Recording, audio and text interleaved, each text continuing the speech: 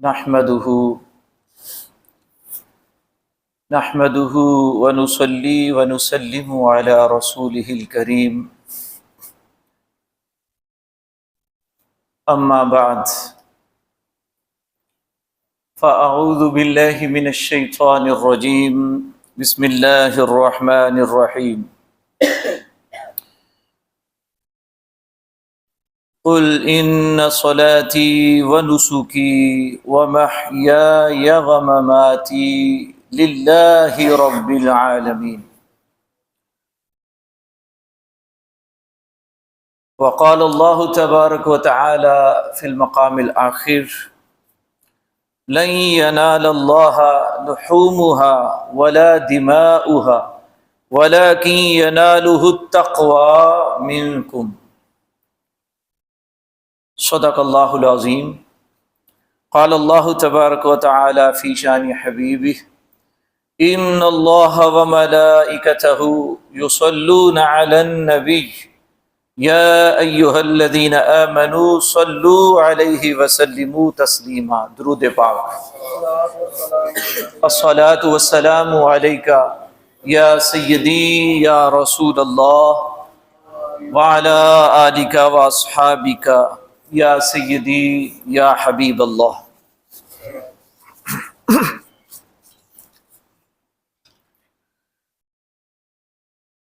تمام حمد و ثنا، تعریف و توصیف اللہ جل وعلا کے لیے جو مالک کائنات بھی ہے اور خالق ارض و سماوات بھی، جو ہر چیز کا مالک بھی ہے، خالق بھی، اور کل کائنات کا رازق بھی۔ اللہ جل شانہ کی حمد و ثنا، تعریف و توصیف کے بعد بارگاہ حبیب کبریا امام الانبیاء احمد مجتبی محمد مصطفیٰ صلی اللہ علیہ وآلہ وسلم کی بارگاہ محبوبیت میں ہدیہ درود و سلام عرض کرنے کے بعد انتہائی واجب الاحترام ذوی الاحتشام برادران اسلام، حاضرین و سامعین کرام،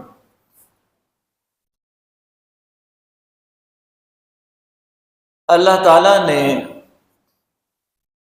انسان پر بہت سی ذمہ داریاں عائد کی ہیں،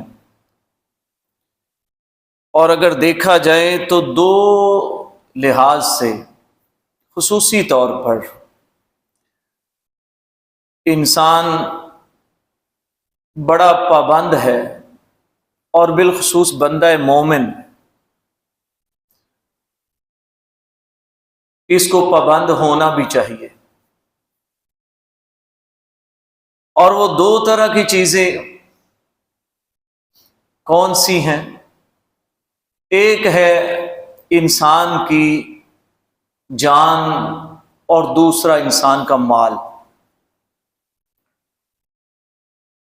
اور کمال شفقت دیکھیں کہ اللہ رب العزت نے ہی انسان کو جان دی ہے، اللہ رب العزت نے ہی انسان کو مال دیا ہے، اور پھر اس کے باوجود انداز کیسا ہے؟ فرمایا کہ ان اللہ اشتری من المؤمنین انفسهم واموالهم بان لهم الجنہ، کہ ہم نے انسان کو جو جان دی ہے، جو مال دیا ہے، اللہ رب العزت فرما رہے ہیں کہ ایمان والوں سے ہم نے اس کو خرید لیا ہے، بِأَنَّ لَهُمُ الْجَنَّةِ، کس چیز کے بدلے میں؟ جنت کے بدلے میں ہم نے خرید لیا ہے۔ عام طور پر جب کوئی شخص کوئی چیز خریدتا ہے تو ظاہر ہے جس سے خریدتا ہے وہ اس کا مالک ہوتا ہے۔ اس تناظر میں ذرا غور کیجئے، بندہ کیا، بندے کی حیثیت کیا، بندے کی ملکیت کیا، یہ فقط اللہ رب العزت کی کرم نوازی ہے کہ سارا کچھ اللہ کا ہے، پھر بھی اللہ تعالیٰ فرما رہا ہے کہ میں بندے سے خرید رہا ہوں۔ گویا کہ بندے کو بظاہر ایسے لگتا ہے جیسے مالک بنا دیا گیا، بھائی مالک سے خریدا جاتا ہے۔ مفسرین نے لکھا ہے کہ خریدنے کا یہاں معنی یہ ہے کہ اس انسان کو جان بھی اللہ تعالیٰ نے عطا فرمائی، مال بھی اللہ تعالیٰ نے عطا فرمایا، لیکن یہ انسان اپنی جان اور مال کو اللہ تعالیٰ کے حکم کے مطابق استعمال کرتا ہے۔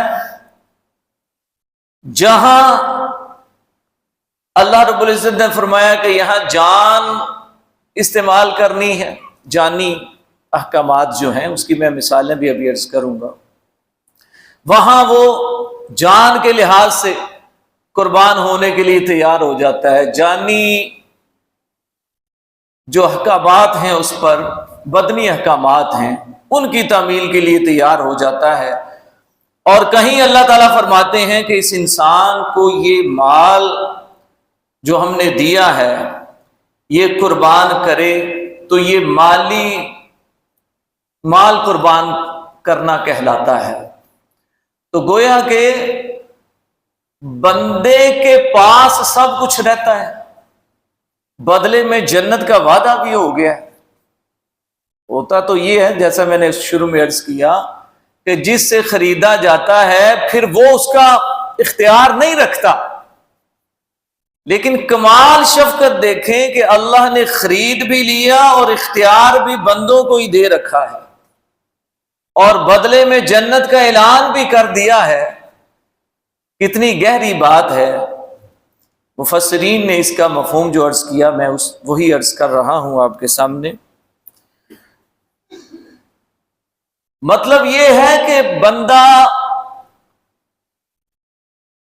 مال اور جان پر اپنے اختیارات کو ختم کر دے، نہ جان کے بارے میں نہ مال کے بارے میں اپنی خواہش کو ترجیح نہ دے بلکہ رب کے حکم کو ترجیح دے، تو وہ یہی سمجھے کہ مال اور جان اس نے اللہ کو دے دی ہے۔ حالانکہ انسان چند چیزوں، چند مقامات، چند اوقات اور چند جگہوں کے علاوہ دیکھا جائے تو سارا کچھ وہ اپنی ذات پہ کر رہا ہوتا ہے، مال بھی وہ خرچ کر رہا ہوتا ہے، تو بے شمار ایسی جگہیں ہیں اپنی ذات کو راحت دے رہا ہوتا ہے، تو پھر بھی اللہ کی طرف سے گرفت نہیں ہے، پھر بھی کوئی وعید نہیں ہے کہ تم نے سودا کیا ہوا ہے تو تم اپنا مال اب کچھ اور جگہوں پہ بھی خرچ کرتے ہو، جان کو بھی تم اور جگہوں پہ استعمال کرتے ہو۔ میرے دوستو، مختصر یہ کہ بندہ جس طرح قربانی ان دنوں ظاہر ہے عید کے دن ہی بیت رہے ہیں نا ابھی، اور بعض اس کو ایام النحر بھی کہتے ہیں، چلیں ایام النحر کہہ لیں، تو آج تیسرا دن ہے اور آخری دن ہے یہ۔ آپ ذرا غور فرمائیں کہ یہ آج کے دن تک یعنی 10، 11، 12 ذو الحجہ، یہ جو 3 ایام ہیں، ان ایام کے بارے میں پابند کر دیا بندے کو کچھ چیزوں کے بارے میں، بعض چیزوں کے بارے میں بندے سے اختیار لے لیا کہ اب تم نے فرض کریں روزہ ہے، عبادت ہے کہ نہیں؟ روزہ رکھنا عبادت ہے نا، نماز پڑھنا عبادت ہے۔ میرے دوستو، روزہ بھی وہ روزہ عبادت ہے جو اللہ کے حکم کے مطابق ہے۔ اگر کوئی ان 3 دنوں میں روزے جیسی عبادت بھی عبادت سمجھ کے ادا کرنا چاہتا ہے تو وہ گناہگار ہے۔ یہ جو 3 ایام ہیں ان میں روزہ رکھنا مکروہ تحریمی ہے، مکروہ تحریمی کا مطلب ہوتا ہے کہ اگر کسی نے کر لیا عمل تو گناہ گار ہے. ویسے روزہ رکھنا ثواب کا کام ہے، نماز پڑھنا کیا ہے جی، ثواب کا کام ہے نماز پڑھنا.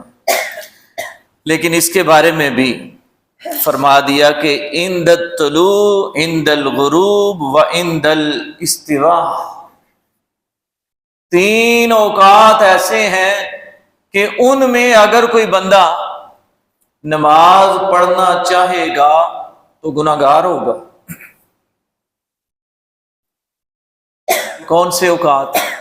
عند الطلوع، سورج طلوع ہونے کے وقت، عند الغروب، سورج غروب ہونے کے وقت، وعند الاستواء، جس کو ہم زوال کا وقت کہتے ہیں، استواء زوال کا وقت. بظاہر کوئی عمل عبادت ہوتا ہے لیکن وہ اللہ کے حکم کے مطابق ہوتا ہے تو عبادت ہوتا ہے. نماز، روزہ، حج، زکوٰۃ، یہ ساری چیزیں، 2 چیزوں کی میں نے مثال ابھی دی آپ کے سامنے کہ روزہ ہے، نماز ہے، تو یہ تبھی عبادت بنے گا جب اللہ تعالی کے حکم کے مطابق ہوگا. تو قربانی جو ادا کی جاتی ہے تو قربانی بھی اللہ تعالی کے حکم کے مطابق ادا کی جائے تو قربانی ہے. حالانکہ دیکھا جائے تو نماز عید پڑھنے سے پہلے اگر کوئی بندہ بالکل اسی طرح سے ہی چھری چلائے جانور کے حلق پر جس طرح چلاتے ہیں اور پورے اہتمام کے ساتھ اس کو ذبح بھی کرے، گوشت بانٹ بھی دے، لیکن عید سے پہلے اس نے یہ کام کر دیا تو کیا خیال ہے اس کی قربانی ہو جائے گی؟ اس کی قربانی کوئی نہیں ہوگی. تو میرے دوستو، بہت واضح انداز میں یہ بات ہمیں ذہن نشین کر لینی چاہیے کہ اگر کوئی انسان انہی عبادات کو ان کی اصل شکل میں ادا کرتا ہے لیکن وہ اللہ تعالی کے حکم کے مطابق نہ ہو، بظاہر اسی طرح رکوع بھی ہو رہے ہیں، سجود بھی ہو رہے ہیں، قیام بھی ہو رہا ہے، قعود بھی ہو رہا ہے، تو وہ عمل عبادت نہیں کہلائے گا. عبادت وہ عمل کہلائے گا جو اللہ تعالی کے احکامات کے مطابق ہو.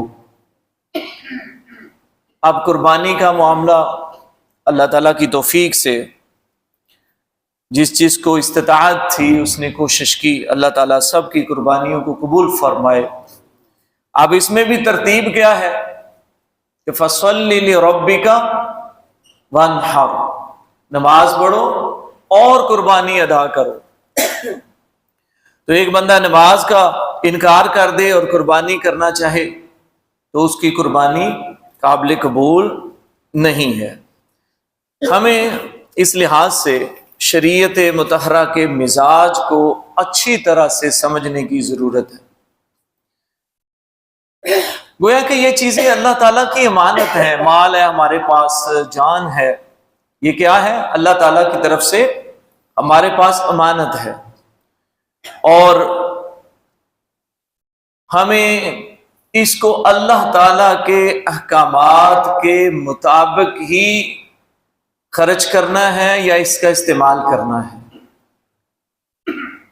ورنہ تو پھر وہی ہے جو ارشاد فرمایا افرأیت من اتخذ الہہ ہواہ، کیا آپ نے اس شخص کو نہیں دیکھا کہ جو اپنی خواہش کو ہی اپنا رب بنائے بیٹھا ہے. تو میرے دوستو، ہمیں ان ایام میں خصوصی طور پر یہ بات ذہن نشین کر لینی چاہیے کہ اللہ تعالیٰ کے احکامات صرف قربانی تک نہیں ہیں. لن ینال اللہ، کیا فرمایا؟ لن ینال اللہ لحومها ولا دماؤها ولكن يناله التقوى منكم. ایک مفہوم میں نے عرض کیا ہے تقوی کا، اب دوسرا مفہوم سنیے. اور اس حوالے سے حضرت کعب بن احبار رضی اللہ تعالی عنہ، حضرت عمر بن خطاب رضی اللہ تعالی عنہ، ان دونوں کا مکالمہ ہے. حضرت عمر فاروق رضی اللہ تعالیٰ عنہ پوچھتے ہیں کہ مت تقوی، یہ تقوی کیا ہے؟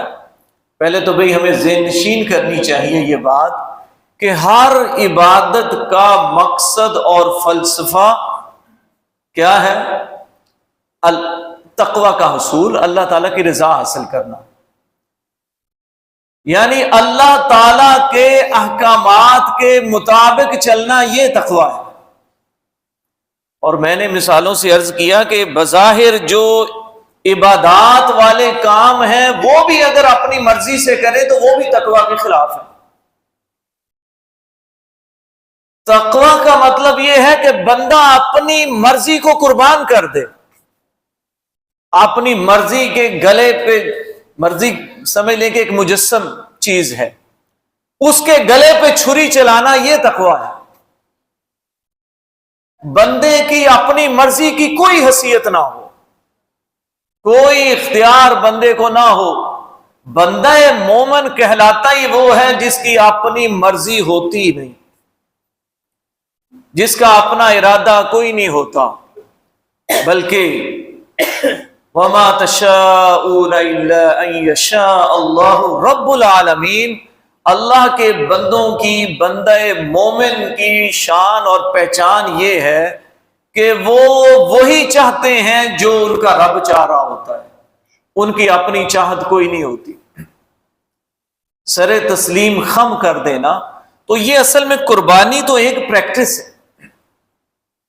قربانی تو ایک جز ہے، ایک حصہ ہے. یہ سمجھ لو کہ ایک ریہرسل ہے کہ آج اللہ کا حکم ہے کہ جانور کے گلے پہ چھری چلا دو، تو بندہ چلا دیتا ہے. اور میں نے عرض بھی کیا کہ جس وقت اللہ نے اور اللہ کے حبیب علیہ الصلوۃ والسلام نے فرمایا ہے، اس وقت خالی چھری چلا دینا بھی کافی نہیں ہے. جس وقت، جس انداز میں فرمایا ہے، اس انداز میں، اس وقت میں وہ عمل سر انجام دینا، یہ تقوی ہے. اس میں بھی اپنی مرضی نہیں ہے. اور یہ تو ثواب کے کام ہے. میں عرض کر رہا ہوں کہ یہ وہ کام ہے کہ جو ثواب کے کام ہیں، اور بالکل عام فہم ہر کوئی سمجھتا ہے کہ یہ ثواب کا اور نیکی کا کام ہے. نماز پڑھنا نیکی کا کام ہے، روزہ رکھنا نیکی کا کام ہے، قربانی کرنا نیکی کا کام ہے. لیکن نیکی اور تقوی یہ تب بنے گا جب فقط ان کو ادا نہ کرے بندہ، بلکہ اس طرح سے ادا کرے جس طرح مالک نے فرمایا. اس بات کو ذہن نشین کیجیے. اور میں عرض کر رہا تھا کہ یہ مکالمہ تھا حضرت کعب بن احبار رضی اللہ تعالی عنہ، حضرت عمر بن خطاب رضی اللہ تعالی عنہ. حضرت عمر بن خطاب رضی اللہ تعالی عنہ پوچھتے ہیں کہ مت تقوی. حضرت کعب بن احبار بہت بڑے عالم تھے، اور اسلام سے قبل بھی وہ صاحب علم ہی خیال کیے جاتے تھے، یہودیوں کے بہت بڑے عالم تھے. تو اسلام کے بعد بھی وہ علماء میں ہی ان کا شمار تھا. تو حضرت عمر بن خطاب پوچھتے ہیں مجھے ذرا بتائیے تقوی کیا ہے؟ انہوں نے فرمایا کہ کبھی آپ خاردار جھاڑیوں کے پاس سے نہیں گزرے؟ انہوں نے کہا جی کئی بار گزرے ہیں. کس طرح گزرتے ہیں؟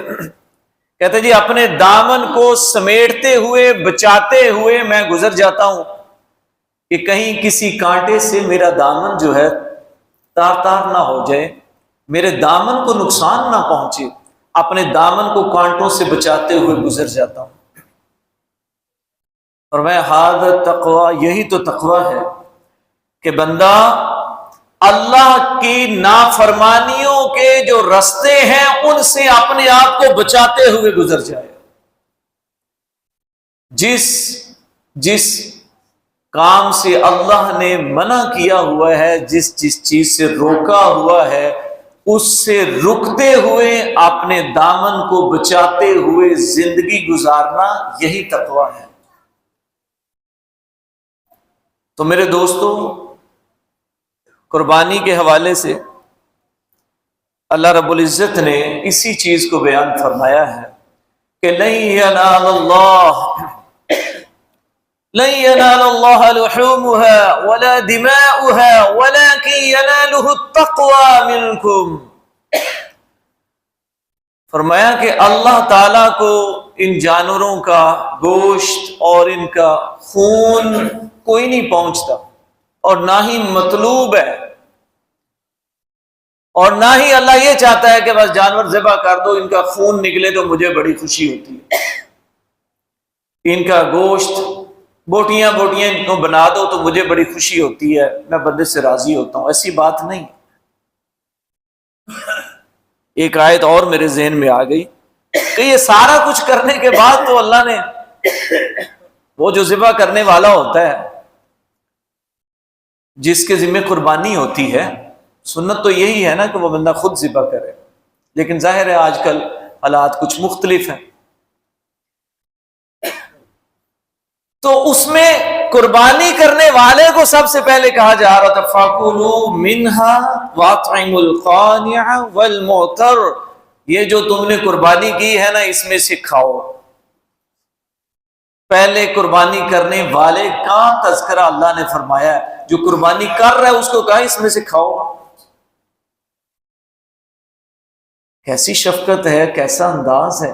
پچھلی امتوں کے حالات پڑھیں ذرا، ان کا معاملہ. یہ لفظ قربانی قرآن پاک میں بھی آیا ہے کہ اذ قربا قربانا فتقبل من احدهما ولم يتقبل من الاخر. جب قابیل و حابیل دونوں نے، حضرت آدم علیہ السلام کے صاحبزادوں نے جب یہ قربانی پیش کی، تو پچھلی امتوں میں ٹرینڈ اسی طرح سے تھا کہ وہ اونچے مقام پہ رکھ دی جاتی اور آسمان سے بجلی آتی اور اس کو جلا کے راکھ بنا دیتی. اس میں کھانے پینے کی سہولت جس طرح ہمارے لیے اس طرح کی نہیں تھی. تو میرے دوستو، اب یہ میں آیت پڑھ رہا تھا کہ اللہ تعالیٰ کو ہرگز خون اور یہ گوشت نہیں پہنچتا، اور میں نے پھر گوشت کی مثال بھی دے دی کہ کرنے کے بعد بھی حکم ہے فَكُلُوا مِنْهَا وَأَطْعِمُوا الْقَانِعَ وَالْمُعْتَرَّ، اس میں سے خود کھاؤ، اور جو قناعت کرنے والا ہے، قناعت کرنے والے سے مراد کیا ہے؟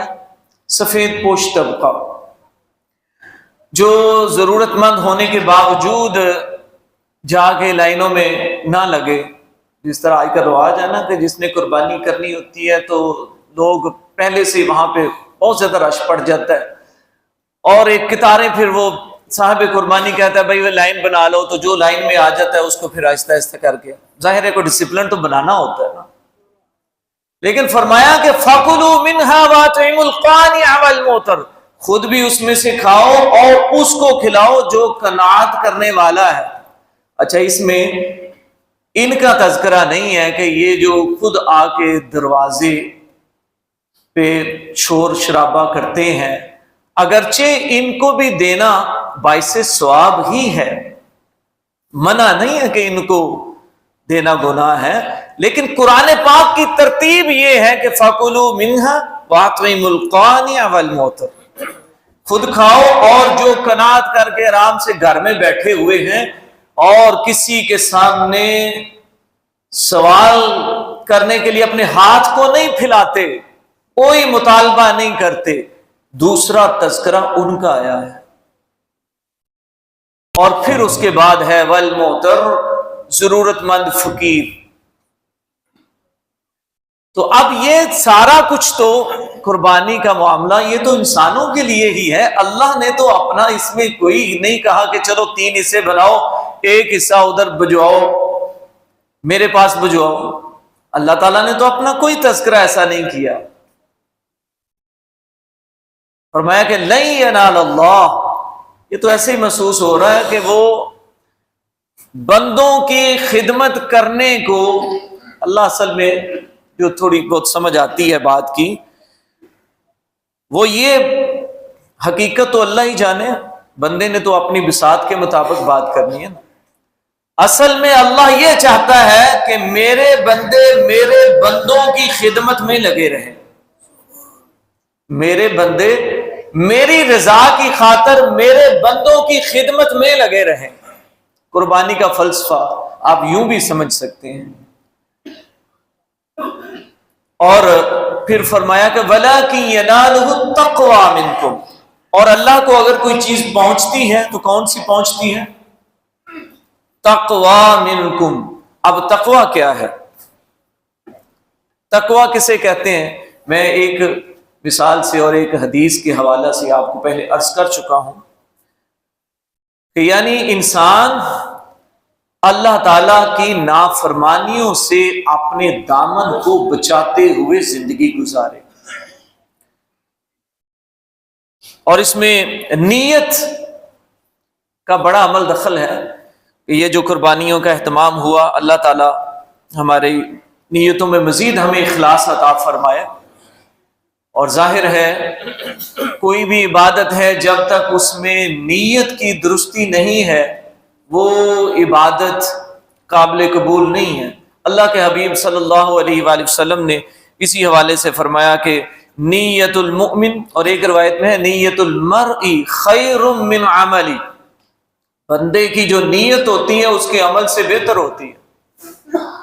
بندہ مومن کی نیت، اب اس حدیث پہ غور کرنے سے بات سمجھ آتی ہے کہ ایک طرف کوئی بندہ ہے کہ وہ عمل کرتا ہے، بہت بڑا عمل کرتا ہے، اور دوسری طرف ایک بندہ ہے کہ وہ عمل کی پوزیشن میں ہی نہیں ہوتا، اس کے وسائل اس کو اجازت ہی نہیں دیتے. بھائی اس کو یوں سمجھ لیں کہ ایک شخص ہے صاحب استطاعت نہیں ہے لیکن قربانی کرنا چاہتا تھا، قربانی کر نہیں سکا، خواہش تھی، وہ قربانی کرنے کے وسائل اس کے پاس نہیں تھے. تو دوسری طرف ایک شخص ہے کہ اس نے قربانی تو کی ہے لیکن اس کے دل میں تمنا اس طرح کی پیدا ہوئی کہ بھئی اس طرح کے جانور لانے ہیں کہ پورے علاقے کو پتہ چل جائے ذرا کہ جناب سیٹھ صاحب نے قربانی کی ہے تو یہ ہوتی ہے قربانی. اس طرح کے جانور لائے جاتے ہیں، یہ ہمارا سٹیٹس ہے. دنیا دور دور سے دیکھنے کے لیے آئے. دل میں اگر یہ خواہش پیدا ہو گئی تو میرے دوستو دوسری طرف دیکھیں وہ بندہ ہے کہ جس نے 1 روپیہ بھی خرچ نہیں کیا، صرف تمنا پیدا ہوئی ہے، خواہش پیدا ہوئی ہے. وہاں پہ خواہش کیا پیدا ہوئی ہے کہ باری تعالیٰ مجھے وسائل ملتے، مجھے وسائل ملیں، میری حیثیت ہوتی تو میں قربانی کرتا. اور دوسری طرف صاحب حیثیت ہے لیکن نیت میں کچھ اور آ گیا تو اس کے عمل سے اس کی نیت افضل ہے. تو میرے دوستو بندہ مومن اور کسی شخص کی ایسی نیت، یہ اسی حوالے سے اشارہ ہے کہ بندے کے لوگوں کے بہت سے اعمال ہوتے ہیں، ان اعمال سے ایسی نیت اچھی ہے. اور پھر اللہ تعالیٰ کے حبیب صلی اللہ علیہ وآلہ وسلم نے ایک اور جگہ پہ ارشاد فرمایا، ایک غزوہ کا واقعہ بھی ہے کہ آپ صلی اللہ علیہ وآلہ وسلم ایک غزوہ سے واپس تشریف لا رہے تھے. تو واپسی میں آپ صلی اللہ علیہ وآلہ وسلم صحابہ کو فرماتے ہیں کہ کچھ لوگ ہمارے ساتھ، مدینہ شریف واپسی ہو رہی ہے تو آپ فرما رہے ہیں رستے میں کہ دیکھو کچھ لوگ ہمارے ساتھ تھے جو مدینہ میں ہی ہیں، ہمارے ساتھ جہاد کے لیے وہ گئے نہیں تھے، لیکن اس سفر کے دوران ہم نے کوئی گھاٹی یا کوئی مقام ہم نے نہیں گزارا یا کسی گھاٹی سے نہیں گزرے. مطلب یہ ہے کہ جہاں سے بھی گزرے ہیں تو اس گزرنے پر اللہ نے جو بھی اجر دیا اللہ تعالیٰ نے ہمارے ان بھائیوں کو بھی دیا جو مدینہ میں بیٹھے ہوئے ہیں. اور ہم نے جہاد کیا اور ہم کسی بھی ٹیلا کے پاس سے نہیں گزرے حتیٰ کہ اس کے پاس سے گزرنے پر اللہ نے جو اجر عطا فرمایا اس اجر میں برابر کے ہمارے وہ بھائی بھی شریک تھے جو بظاہر ہم میں نظر نہیں آ رہے. اب صحابہ نے عرض کی کہ ہم نے میدان جنگ میں مارکے میں حصہ لیا اور اس میں ہمیں زخم بھی آئے, ہم نے مشقتیں بھی برداشت کی. تو اللہ کے حبیب وہ تو مدینہ میں آرام سے بیٹھے ہوئے ہیں, تو ہم نے تو مشقتیں برداشت کی ہیں, میدان جہاد میں ہمیں زخم بھی لگے ہیں, تو یہ کس طرح سے ہو گیا کہ ان کو بھی اجر ہمارے برابر ہی مل گیا؟ تو اللہ کے حبیب صلی اللہ علیہ وآلہ وسلم نے فرمایا کہ وہ ہمارے ساتھ جا نہیں سکے, خواہش ان کی تھی, ارادہ ان کا تھا, لیکن وہ ان حالات میں تھے کہ ان حالات سے نکلنا ان کے لیے ممکن نہیں تھا. اللہ نے نیت کے بدلے میں ان کو برابر اجر عطا فرما دیا. تو میرے دوستو, ہمیں جو بھی اللہ تعالیٰ اعمال کی توفیق عطا فرمائے, ہمیشہ کوشش کیا کریں کہ اللہ تعالیٰ نیت کا اخلاص بھی عطا فرمائے. اگر نیت کا اخلاص نہیں ہے تو بڑے سے بڑا عمل بھی اللہ کی بارگاہ میں قابل قبول نہیں ہے. اور اگر نیت اچھی ہے تو میں نے جو واقعات آپ کو عرض کیے ہیں تو ان کی روشنی میں دیکھا جائے تو عمل بڑا تو دور کی بات ہے, بندے نے عمل کیا ہی نہیں ہے تو اللہ تعالیٰ کی طرف سے اجر کا مستحق ہو گیا. تو یہ اصل میں نیت کا معاملہ جو اللہ تعالیٰ نے ارشاد فرمایا کہ ان صلاتی و نسکی, بندہ مومن کو یوں کہنا چاہیے کہ بے شک میری نماز, میری قربانی, میرا جینا, میرا مرنا للہ رب العالمین, سارے اعمال میرے اللہ کے لیے ہیں. اور اللہ کے حبیب صلی اللہ علیہ وآلہ وسلم فرماتے ہیں کہ ان اللہ لا ينظر الى صورکم ولا الى اموالکم ولکن ينظر الى قلوبکم, کہ اللہ تعالیٰ تمہاری صورتوں کی طرف نہیں دیکھتا, اللہ تعالیٰ تمہارے اموال کو نہیں دیکھتا, بلکہ اللہ تعالیٰ تمہارے دلوں کو دیکھتا ہے کہ کس ارادے سے عمل کرتے ہو. میرے دوستو, آج کے خطبہ جمعہ